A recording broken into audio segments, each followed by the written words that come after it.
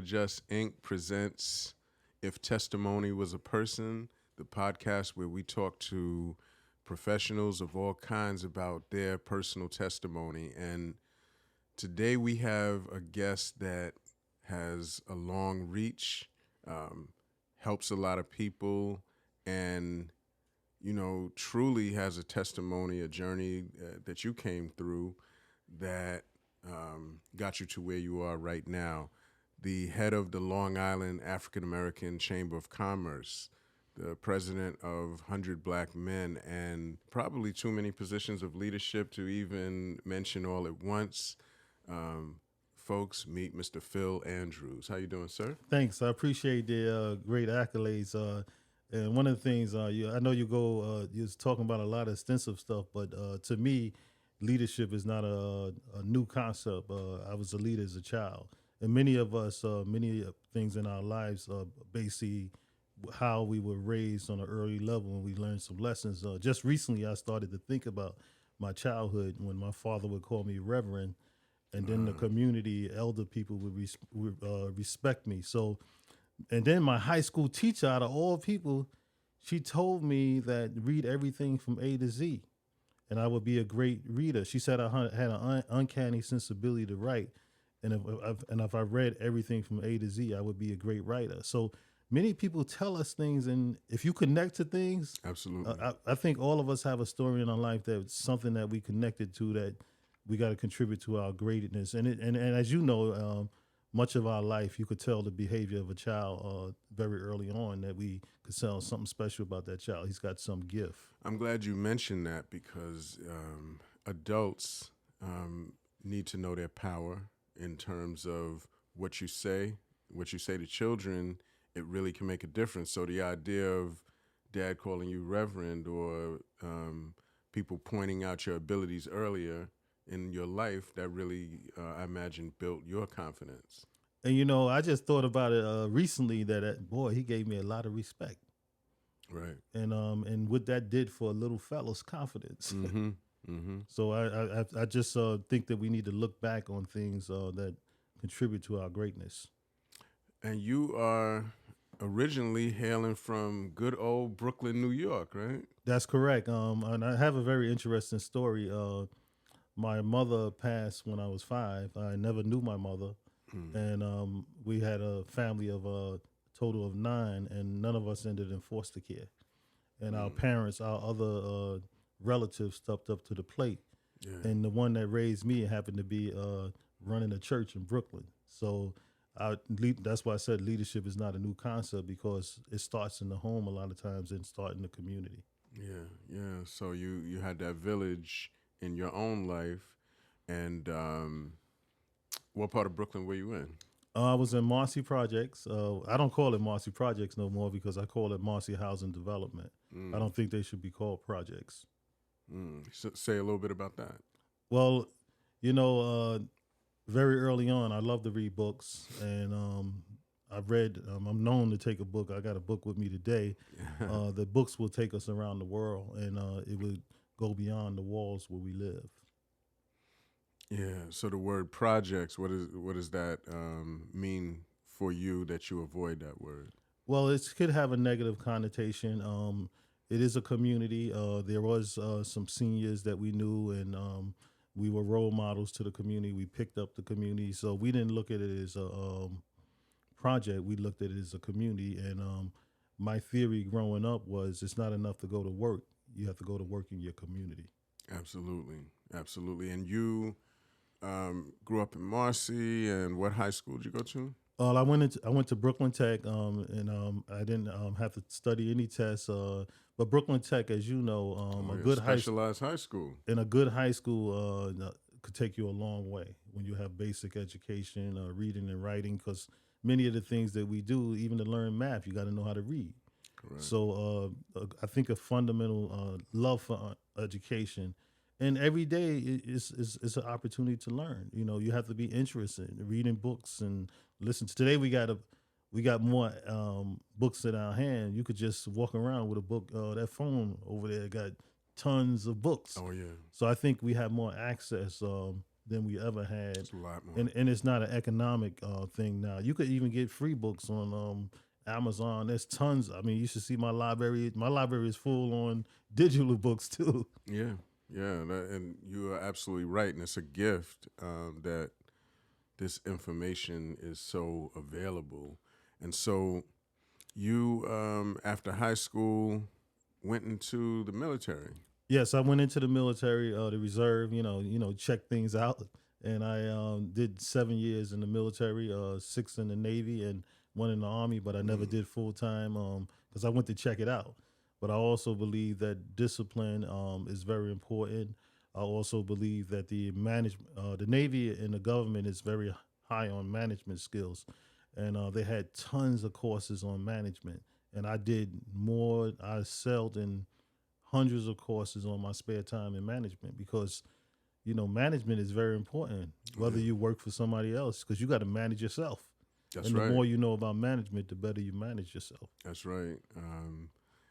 Many of us who became entrepreneurs eventually, we had some job within a big structure, the New York City Department of Education or the military or, some corporate thing. And whatever it was, we learned our management there and brought that to our business because managing yourself is essential for success, right?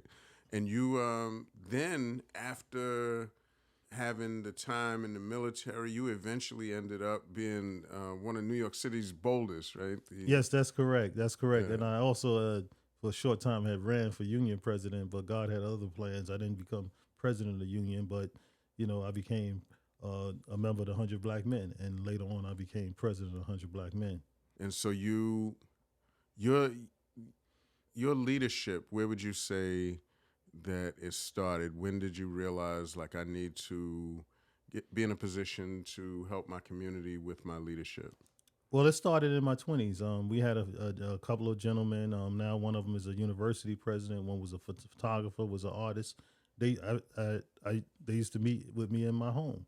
I got a home, 25 years old, I was first homeowner. And Wow. we used to come in and have community meetings around, doing things. And we used to always say, all right, therefore we know the problem, then what are we going to do about it, right? Because we got to have concrete, everybody could dialogue, but dialogue, we got to get things done. Yeah. So that's one of the things that in my 20s, I also became to know the 100 Black Men, men that have was very accomplished, first judge, people that was making $30 million with GM, with the first commissioners, first, brigadier general, they call them the greatest generation. Yeah. And they were truly great because they had more obstacles than us. And as you know, there's an equity movement around diversity now, equity and inclusion, and they kept knocking on the door, let me in. We have the talent, we have the ability, and we want to continue that with the next generation because we still not finished. There's still a lot of qualities, right? There's a need for DEI, so we continually to work to make society better till we get there. And believe me, someone's always watching what you do. Correct. I've met a young man, 2 young men. I used to go speak in Roosevelt to a program in Roosevelt, and he's seen me years later. He said, "Well, you're responsible for me being a supervisor of the inn kitchen, right?" But I didn't even know at the time that I had the impact on him like that when I went to speak to him, and he was much younger. That's how it goes. And then another gentleman, he had a store in Bedford-Stuyvesant. He said, "Phil, when you had those franchises, you touched my life and you changed me. That's why I'm a store owner today." So somebody's always looking. Remember that. The older folks told us that when we were young, and maybe what they meant was be on your best behavior because somebody's going to see you if you're not. But then when you are doing the right things, you end up helping people by people seeing what you do. And in the 100 Black Men, we have a model of what they see is what they'll be. They can't possibly be you if they can't see you. Like your career, we need to expose young people to your career. I mean, there's not that many African-American males, even in education, right? Black males are being sought after, but they have if they see you, they feel that they could be you. Oh, yeah. 100 Black Men of Eastern New York is the most recent chapter of which I'm a member. I'm proud to be a member, and you are leading that. Tell me about that journey from when you first became aware and got with 100 Black Men and the development of this chapter. Well, let me go back to the original 100 Black Men. The 100 Black Men started with a conversation. Conversations are very powerful. And they said perhaps if Black men came together and we worked with a spirit of unity, we could make a difference. So it became known as the organization that makes a difference. And now, looking at the organization that was originally involved in was founded in 1974. And when the other chapter, I was no longer working with them, I founded a chapter. It takes a lot. President Obama said it takes a lot to be a founder. It takes a special kind of person when you're building something from the ground up. And I know you know about that because you started the company. Yeah. It's not easy in the beginning. So, but we believe that we're going to make a big imprint. I mean, there's a need for the Black male to have a voice out there. There's a need for us to come together with all these skills and talent. It's just, it's a magnitude. And when they built the 100 Black Men originally, it was based on sociologists, psychologists, people in different fields that had expertise. Because you in the field with mental health, you got to really know what you're doing in these fields. You got to know about the data. You got to know how to attack the problem. So we know that it's going to be a viable organization when we bring men together, and we call it, 100 Black Men. But we also believe 100% of the effort. We believe that it means us giving 100% to the causes in all areas of life. Yeah, there has to be a story that is very compelling behind when you these conversations that had you start in this, and then what led to today. Well, one of the things that you've probably been around some great guys. The 100 Black Men, there was guys that talking about Argyle socks. I never met a man that I could not like. They talked about, like I was telling you earlier, the Tuskegee Airmen that whispered in my ear. We already got a little Tuskegee in us. When our self-interest is at stake, we got to be at the table. So these men was just so fantastic. We loved the camaraderie. We spent the time with them. And I remember even talking one conversation when the organization was declining, and I said, you know what? You only need one committee. You could stimulate your business by one thing, one committee. If we build a membership committee, we'll build the organization. So with that type of commitment, I never met some men that was so determined. At one time they owned a $10 million building in the village of Hempstead. They also set up endowments, right? 4 endowments, endowment at Hofstra, Adelphi, Nassau Community, and Farmingdale, and they've been running for 20 years. Wow. So, me being a young man, and I listened to them, I saw that. Guess what? At the Chamber of Commerce, I set up endowment, right? I mean, that's a big deal, setting up a permanent fund in an institution for young people to go to school. And I'm currently talking to other institution around setting up endowment because I believe that we have to invest in young people, invest in education and scholarship. If we don't invest in young people, we see the evidence of that in the things that don't grow, the things that don't happen in our community. And it's wonderful that you are a person that has believed in making things happen and investing, because the investment is like that old analogy of a seed that grows. Well, I got another take on that. If we don't invest in our community and crime is happening in our community, they're going to knock me and you upside the head. So we have to do something about it. Yeah. Because where we live at is an environment. And much times people just brought the wrong program. Some people been sold the wrong program, right? That's what my mentors used to say. They used to have a word for it. They called it hoodwink. Some people been sold, because if you could sell drugs, you probably can learn how to sell anything, right? So learn to be a salesman. Teach people that formerly incarcerated how to do entrepreneurship, right? So, and then there was one of the biggest organizations in the country that teaches kids business. Guess how he started? Somebody robbed him, and then he decided to teach kids entrepreneurship to combat that. And it's one of the biggest organizations in the country Wow. that teach small business to young people. Yeah. Now that's doing something. Right. That person could have just sat back and lamented about the terrible thing that happened to him, and he kind of used it for a motivation to do something great. That's true. That's Yeah. true. And we at the chamber we've done a lot of things too. Sometimes when you're doing this type of work, I was a small business champion for the federal government in all 14 counties downstate, which is I'm sure historic. And we also part of a $5 million grant from the White House. Got to have a lot of clout to get a grant from the White House. But we're part of a national chamber of commerce, 145 chambers across the country to empower our communities economically. But all you put that together with the chamber, the 100 Black men, and we've also founded a foundation, African American Small Business Foundation, to support the work of the Chamber of Commerce. Wow, that's great. It's organized as a 501c3. Yes, that's correct. Because the 501c, the chamber side is a 6 membership base, and we say the foundation supports this. And we were recently lucky to get a corporation to give us $25,000, and we gave businesses a large portion of that grant. Okay. Yeah. And we was just brand new too. But the work that we've done, because I'm kind of like Christian.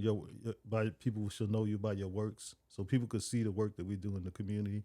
We get members joining every day. Just like the 100, we believe that it's going to be one of the top organizations in the country. Just this week, we landed on 100 Black Men of America's homepage.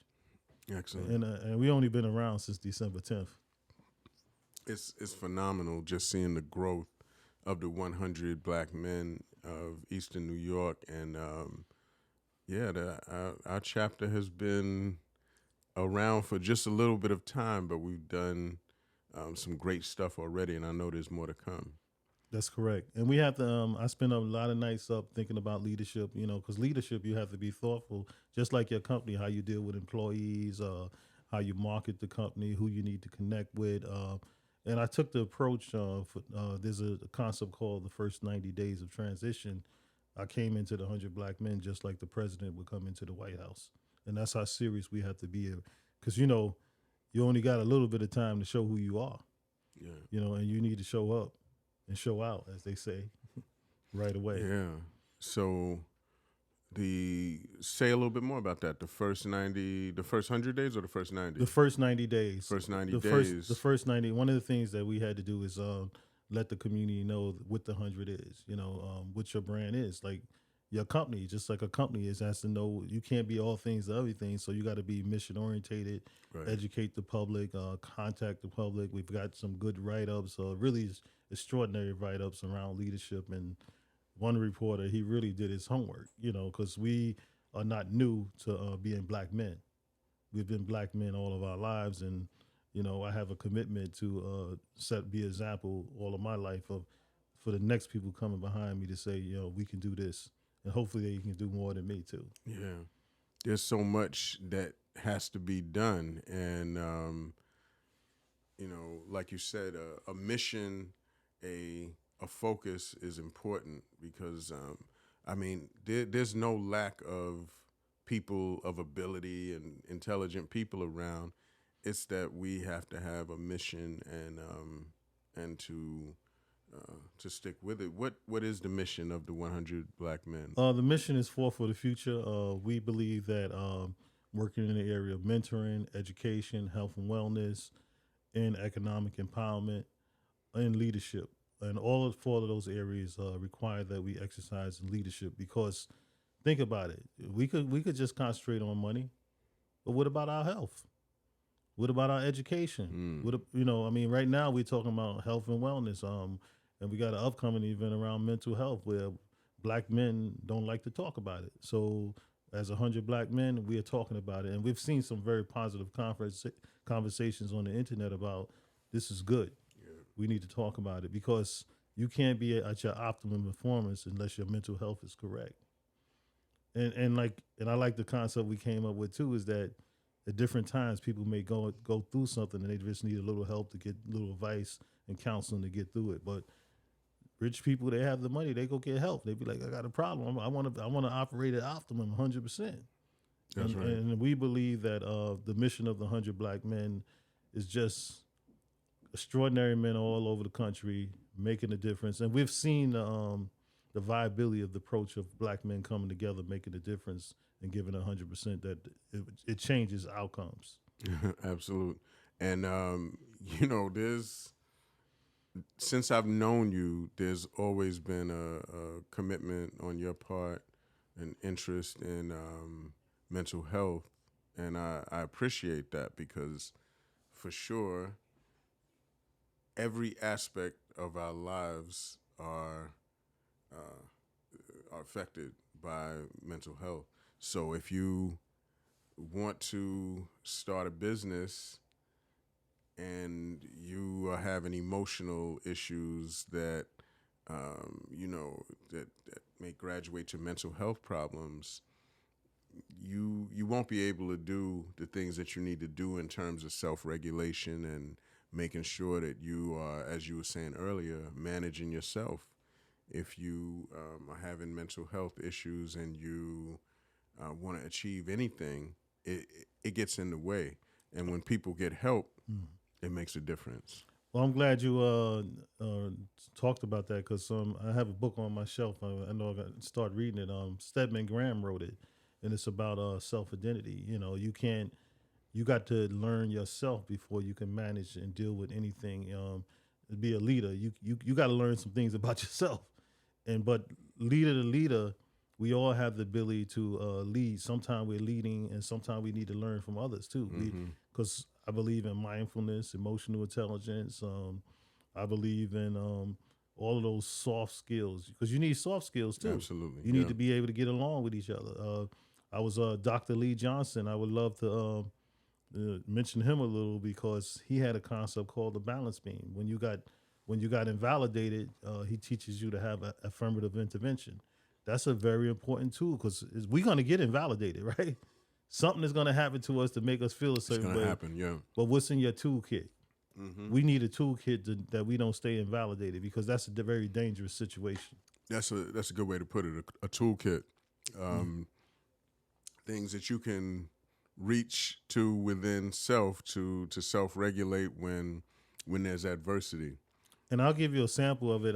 When I was an officer, I used to teach it in the prison. It wasn't my concept, but I shared it.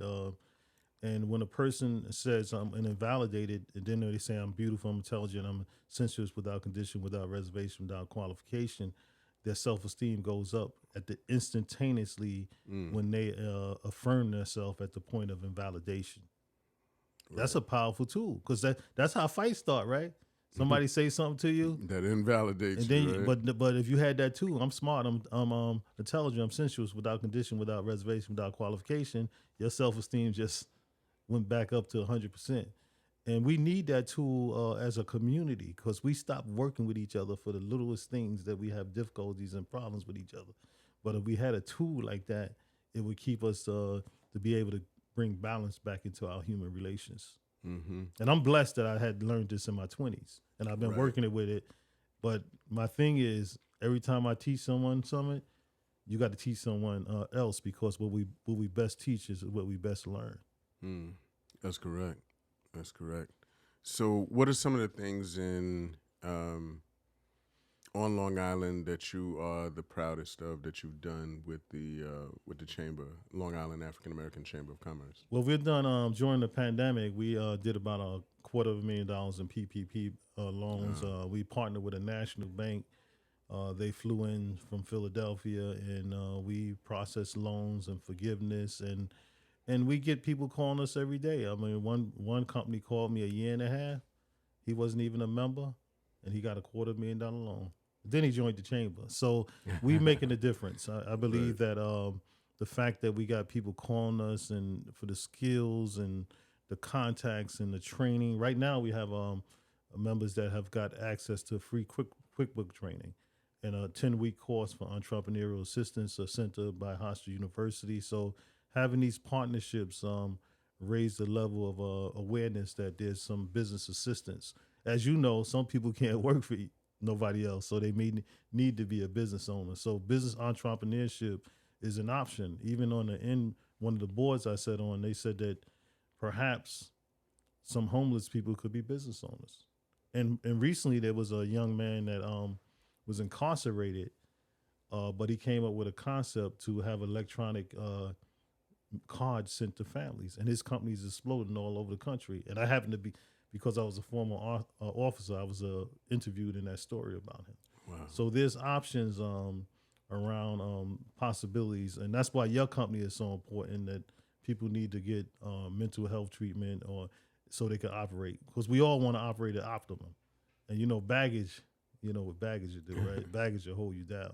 Right. And we do get caught up in things, and it's not our fault, but sometimes things could be traumatic. Even the very loss of my mother, some had told me that maybe that's why I have so much love and care. It's like a compensation. So sometimes when we have a deficit, we make it up for it somewhere else, right? Yeah. So that's why everybody got a handicap, and we gotta overcome our handicap in life. Correct.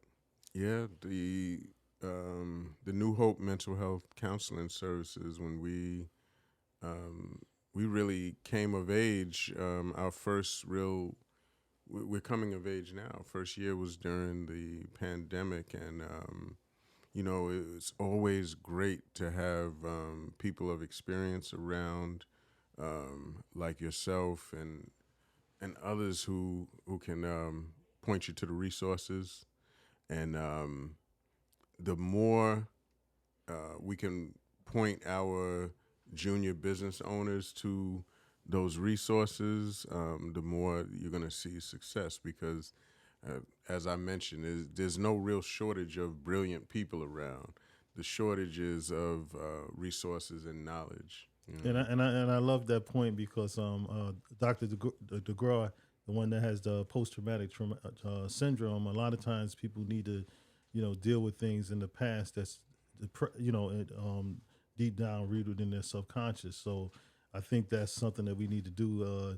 Healing. Sometimes you got to revisit things. You can't operate that. You want to operate at optimum, so you have to take the time to how do I get to optimum?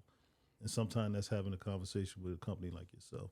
Yeah. Oh yes, the Sands New York project is working on trying to build a casino. We believe that workforce development and opportunities for minorities to do contracting. As you know, a project like that is going to probably stimulate all type of side income and transportation Right. and food business. So, as Long Island, as you know, on Long Island, taxes are very high for homeowners. So, economic development is really the key to keeping young people, or all people on Long Island. Because I went in the store the other day and the lady just was complaining about the Nassau County real estate tax. Yeah. So I think we need to be involved. There's a new opportunity for us today to be all we can be. And even your company, being the growth of your company is an extraordinary story.